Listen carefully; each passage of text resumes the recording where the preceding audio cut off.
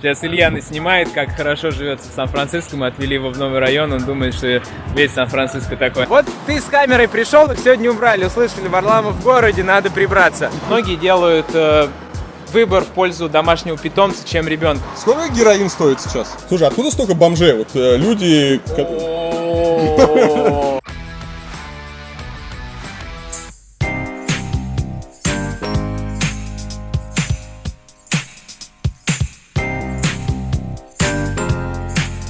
Где-то 4 года назад здесь было ничего, кроме старого заброшенного порта. Этот район абсолютно новый, называется Mission Bay. И вот мы можем смотреть, как Сан-Франциско должен выглядеть в идеальном Сан-Франциско. Так, почему ты переходишь дорогу в неположенном месте? По-моему, у нас не запрещено переходить в неположенном месте. По-моему, здесь, как и в Лондоне, можно переходить, если машинам не мешаешь переходить. Ну и пешеходам здесь достаточно уважительно относятся, поэтому тебя обязан водитель пропустить, если ты находишься на дороге, и они все пропускают и останавливают. Ну вот недостатки нового района. Все время где-то какая-то стройка воняет. А это уже жилые дома? Да. Ну вот у нас новые районы Mission Bay, которые только открылись и только заселились людьми с невероятными ценами, невероятными для всего мира. Сан-Франциско, по-моему, самый дорогой город по стоимости аренды и недвижимости и разбитости. Но очень френдли, кстати, к велосипедам и общественному транспорту, что ему в плюс. Здесь идет активная стройка, но при этом площадки. Но вообще стоит сказать про площадки, что в основном площадки для dog-friendly, чем child-friendly. Это вообще большая проблема Сан-Франциско в том, что многие делают выбор в пользу домашнего питомца, чем ребенка, потому что слишком большой коммитмент для людей заводить детей, и многие заводят домашних питомцев. И это вот площадка какое-то исключение, что здесь так много всего для детей, а не для собак. Редкие моменты, когда дискриминируют собак в пользу детей, а не наоборот. Сейчас Ильяна снимает, как хорошо живется в Сан-Франциско. Мы отвели его в новый район, он думает, что весь Сан-Франциско такой. Но я надеюсь, что он покажет правду, и это иллюзия. И даже живя здесь, ты все равно, приезжая в центр, соприкоснешься с реальностью. Ну, площадка, ничего такого прям выдающегося нету, но на что здесь можно обратить внимание, да? Во-первых, лавочки и столы, что круто. Во-вторых, неплохая работа с газонами. Посмотрите, видите, здесь такая вот высокая, густая, просто зеленая трава. Здесь такой уже постриженный газон, и вот они так очень интересно с растениями сделали. Вот. Площадка обнесена забором, и там специально такие замки, чтобы ребенок маленький не выбежал на дорогу. Но забор, опять же, он такой, видите, низкий. Он исключительно, чтобы только это не вылезли дети. То есть это не площадка, она является частью вот города. Она не отделена, не закрыта. Это очень круто. Вот. А здесь есть зоны, разные зоны для детей всех возрастов. Такое зонирование. И классно, вот видите, они из гигантских вот этих бревен сделали тут такие вот типа сидений.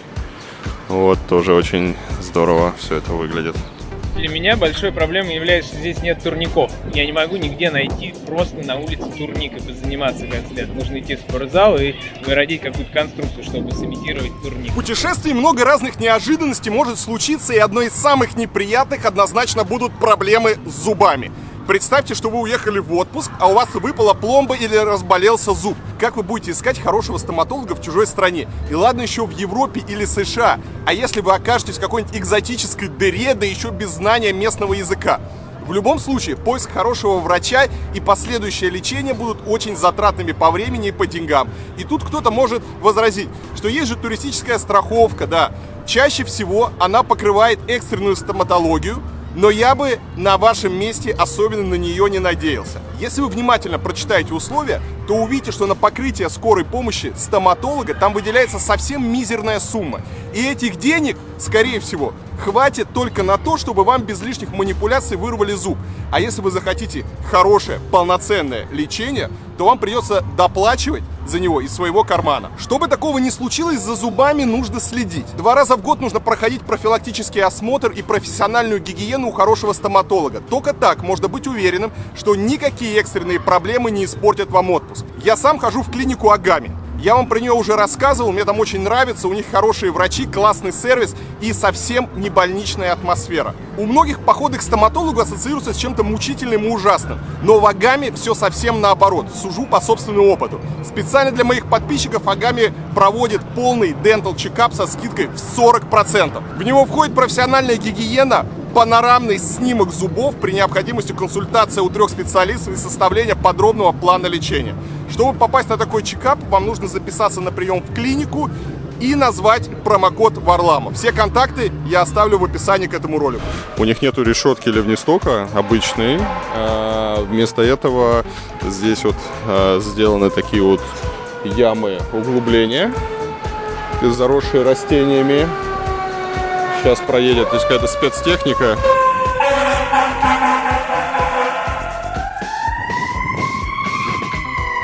Скорые и пожарные здесь не просто так все время ездят, потому что пожарные машины также являются службами первой помощи, и если нет рядом скорой помощи, то приезжает, чтобы оказать какую-то первую скорую помощь, пожарка. Поэтому они здесь часто на вызовах приезжают огромные пожарные машины просто, чтобы оказать какие-то услуги 911. Так вот, смотрите, видите, они сделали такие вот углубления. И здесь находится вот водоприемник, все это уходит тоже в ливневую канализацию, но сделано так очень эффектно. Сюда вот вода все так выпадает, здесь собирается и потом уже дальше уходит. Так вот сделан водоотвод.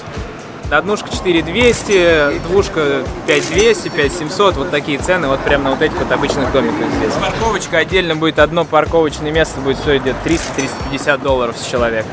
В месяц? Месяц, да. Ну, то есть в Москве можно... Нет, ну в Москве не снять, но в регионе можно снять 3 точно за парковочное место здесь. Вообще лайфхак, как дешево парковать мотоциклы, если ты на нем ездишь на работу. Если у тебя живет рядом друг, то у этого друга рядом с работой, скорее всего, будет $300 за парковочное место для машины. Такое же парковочное место для мотоцикла, вот ровно целое место, за $75 тебе выдают. Ты у него его покупаешь и ездишь и паркуешься как нормальный человек. А просто такой воткнуть мотоцикл нельзя? Вот с этим сложно. Втыкать мотоцикл рядом с машинами теоретически можно. Можно, если эта парковка бесплатная, так точно можно. Если парковка платная, обоим выставят штраф. И машине, и тебе. То есть ты можешь хоть подставить так? Да. То есть нельзя разделять оплаченное парковочное место, к сожалению. Почти каждый апартмент-комплекс оборудован бассейном, спортивным залом, общими комнатами, поэтому за эти 4000 ты получаешь не просто комнату, но хотя бы какие-то еще дополнительные пространства и сервис, помимо парковки и, собственно, квартиры. Ну и квартиры тоже достаточно неплохие, многие оборудованы, там Nest термостатом, например, сразу подключен Wi-Fi, все дела, все, что нужно для жизни.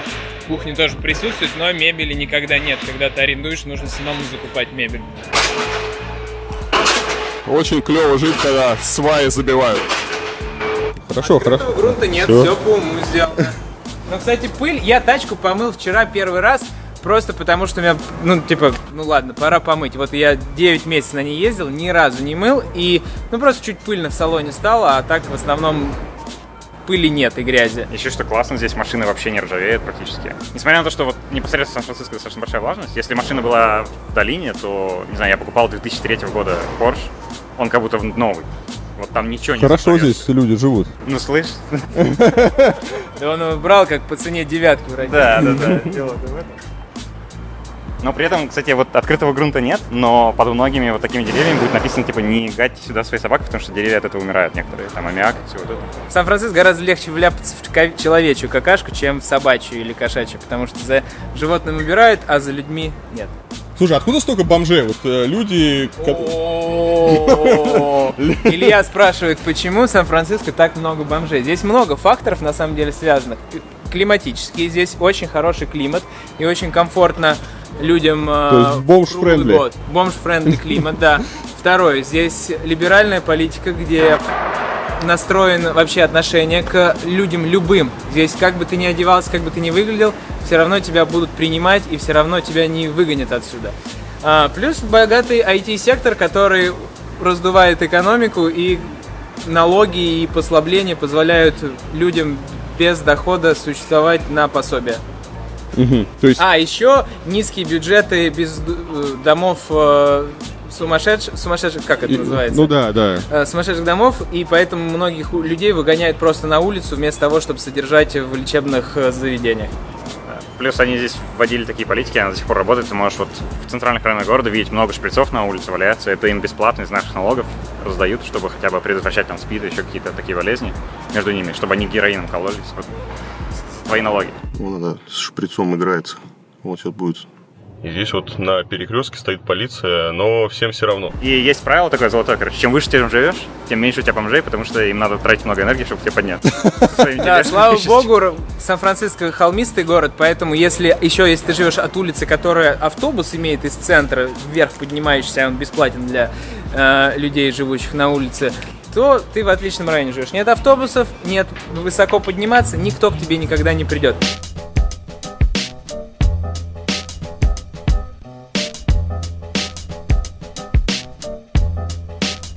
Тут парк приличный, вроде как приличный парк.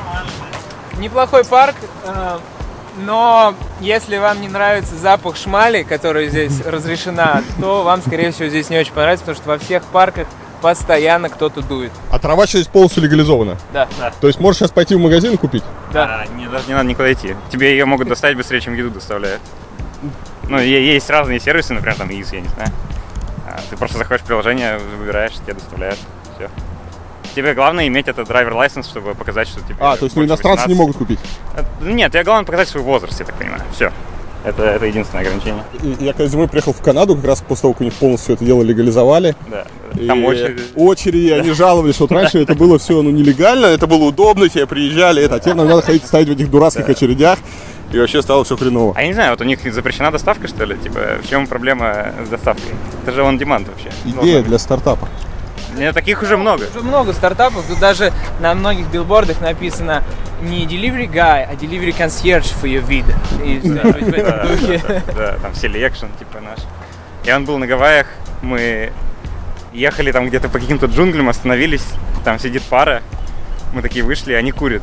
Вообще мы такие к ним подходим, а у нас сигары, мы сигары им даем. Мы такие обмениваемся, сейчас разговариваем. И они такие, типа, я владею, типа, марихуанной компанией в Лос-Анджелесе, чувак. И что, теперь у тебя скидка? Нет, я же не в Лос-Анджелесе. Нет, в принципе, наверное, можно его найти на LinkedIn. Там большая табличка есть, что это вредно? Это вредно детям. Не доказано, подожди. Возможно, это полезно. Переезжая из России, многие думают, что они нетерпимы к каким-то меньшинствам. Но на Сексуальным меньшинствам. Да, а на самом деле выясняется, что ты нетерпим к бомжам. И вот тут вот твое либеральное начало дает течь. Подожди, а по каким пунктам твое либеральное начало дало течь еще, кроме бомжей? Не, я уже адаптируюсь, мне уже начинает нравиться город. Здесь, правда, очень много красивых мест. И с точки зрения истории, это супер уникальный город. Но когда ты... Сейчас, смотри, у меня рюкзак не дернут сейчас? Да. Ну, здесь не дернут, но могут теоретически, да, нужно быть осторожным. Но все равно, иногда ты такой споткнулся, или кто-то мастурбирует, извини, на тебя под мостом, пока ты едешь на велосипеде, и у тебя сразу настроение на весь день падает. Подожди, это же комплимент, понимаешь, когда на тебя кто-то мастурбирует. Ну да, но нет. Кстати, про все эти велосипеды и самокаты ты сейчас будешь идти, если где-то можешь увидеть, как они очень тоже активно эксплуатируются бездомными, они на них как тележки используют, в них все складывают и как-то умудряются сломать замок и тащить их в своих нуждах. И это грустно. Друг твой? Вот вы все смеетесь и смеетесь про бомжей, а нам, тем, кто работает здесь, довольно-таки совестно за то, что происходит, потому что люди, многие выходят на улицы и лишаются домов не по собственной воле, не потому что они хотят жить на пособии, ничего не делать и смеяться, хотя и таких тоже здесь хватает, и таких большинство, или потому что они стали наркоманами, которые не могут вывозить всю финансовую нагрузку, которая на них свалилась, но потому что расслоение очень сильное из-за преуспевающего IT-сектора, который здесь вливает огромное. Да. И зарплаты растущие, и отсутствие стройки, расширения жилфонда привели к огромному расслоению общества, к тому, что не каждый может себе позволить за 4 тысячи снимать квартиру или покупать за миллионы долларов какие-то старые разбитые халупы. И поэтому многие люди сходят с ума или просто выходят на улицу без возможности изменить свою судьбу и адаптироваться под изменяющиеся тренды работы. Где вот эти хваленные бездомные? Вот здесь палатки были, нету. Вот ты с камерой пришел, их сегодня убрали. Услышали, Варламов в городе, надо прибраться. Сколько героин стоит сейчас? Ты не у тех спрашиваешь. Вон, постучись кому-нибудь в палатку в гости на обед. Собачатины. Кстати, собак тут нет. Скорее всего, они едят хорошую свинину и говядину с ресторана. Бездомных собак тут не не найти. Это деликатес очень редкий. А есть какой-то, чтобы такие вот Ну бочки тебе такие? платят, зачем тебе охотиться? Ты как кот Бочки домашний где лежишь такой, развалил, тебе все хорошо, тебе еду А какое приносят. пособие у бездомных? Ну что, тут 300-400, по-моему, долларов. Что как такое? $400? Мобильный телефон, там медицинская помощь, приезжает душ портативный, который моет тебя. Там много нюансов, интересно. Я еще недавно видел бомжа с ноутбуком, он прям стоял такой, что-то там делал. Но я один раз я общался с хорошим бомжом. У меня приехали сюда друзья, и у них вскрыли тачку и украли все документы, так что они попали очень конкретно с потерей со своей. Но я приехал на пляж, где у них украли, разобраться. Может быть, в какую-то мусорку соседнюю выкинули их документы. И вот мусорки такие по периметру парковки стоят, и я иду против часовой стрелки, а по часовой стрелке в мусорках копается бомж. И мы с ним встречаемся в одной из мусорок. И я его расспрашиваю: брат, ты не видел, говорю, здесь паспорта? Он говорит: нет, их увезли отсюда, здесь каждый день. Я всех предупреждаю, кто меня бомжа будет слушать. Но просто мы с ним пообщались, приличный человек, просто такой хиппи настроенный, которому не хочется жить в доме, или он не может себе позволить. Но он абсолютно был не агрессивный, позитивный. Поговорил, спросил, из какого города я, услышал мой русский акцент, распознал, то есть что-то понимает в устройстве мира и где находятся другие страны. Это был очень интересный опыт общения, но это не все такие. Я думаю, история закончится тем, что потом он у меня оказался, что украл кошелек. Нет, но паспорт не помог найти, к сожалению, украденный. И что твои друзья делали? Полетели в Нью-Йорк получать справку о том, что у них украли, чтобы их пустили в Россию с этой справкой. Это было не очень приятно. Потому что посольства в Сан-Франциско и Сиэтле и на всем западном побережье российские закрыты, поэтому по любым вопросам гражданам приходится летать в Нью-Йорк или Вашингтон, да. Так. Историю не про Сан-Франциско, про Чикаго мне рассказывал приятель, что у них в школе открыли гендерно-нейтральный туалет, куда может ходить и мальчики, и девочки, не определившиеся. И школьники, конечно же, старших классов начали использовать его по назначению. Теперь это комната для половых соитий. И это нормально в школе воспринимается. Вот это для меня очень дико. Что еще для тебя дико? Когда на тебя кто-то мастурбирует, когда школьники занимаются сексом в туалете. Когда Сан-Франциско становится лидером по количеству человеческих фекалий на асфальте в 2019 году. Это прямо такой рейтинг был? Это рейтинг, да. Второе дикое, что кто-то считал. Это тоже типа что? Что еще дико? Что общественный транспорт не в почете, и несмотря на то, что уже автомобили явно здесь не помещаются, города очень плохо движутся в сторону хорошего, чистого и удобного публичного транспорта. Его нет здесь. А какой он должен быть? Хороший. Калифорния — это просто один из самых прогрессивных штатов, и у них количество заваленных проектов, которые они пытаются протолкнуть только из-за того, что они типа зеленые, оно просто невероятное. То есть, скажем, Калифорния — это штат, в котором примерно в 6 раз электричество стоит дороже, чем и рост. Больше, чем у других штатов. Просто потому, что мы перевели очень много электричества на ветряки и солнечные панели. Они как бы, ветер не всегда дует, а солнце не всегда светит. А когда оно дует и светит слишком сильно, так мы еще продаем это другим штатам и платим им, чтобы они забирали, потому что его уже просто так не спустишь. Таких историй много. Такая же история в Германии. То есть вместо того, чтобы развивать ядерную энергетику, развивают вещи, которые, кажется, просто типа любому можно продать, как будто это безопасно и зелено, хотя оно на самом деле не так. А не в обуви. Даже собаки брезгуют наступать на этот асфальт, вон они все в носках.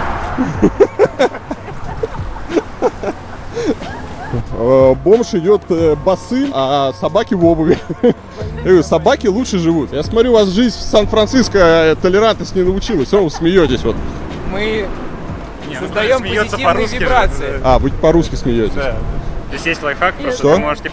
ты можешь свою собаку или, я не знаю насчет кошек, собак можно регистрировать как собак психологической поддержки и летать с ними там, Да, или да. проходить там в какие-то места, куда с собакой обычно не пустят.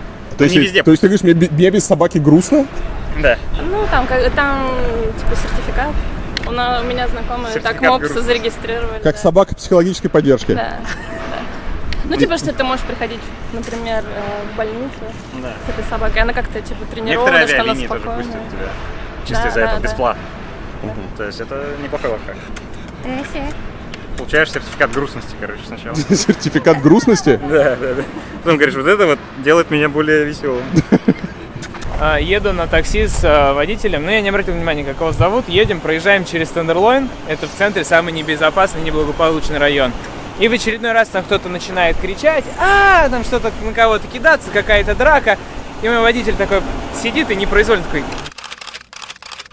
Так я узнал, что он тоже из стран СНГ, и так мы с многими узнаем друг друга, когда что-то происходит вокруг, мы высказываемся и такие: брат, ты тоже здесь страдаешь от этого? Он такой: да. Бейсбол в жизни американцев играет огромную роль. Недаром здесь у стадиона всегда стоят огромные статуи их знаменитых атлетов, и они их возводят в статус божеств. Вот этот здесь стадион и Кинки парк, который, или Oracle парк. Отсюда вылетают бейсбольные мячи иногда, и вот здесь вот на каяках люди их ловят и потом коллекционируют, либо продают. Вообще Сан-Франциско, да, город вечной весны, все время что-то цветет и все время воняет говном.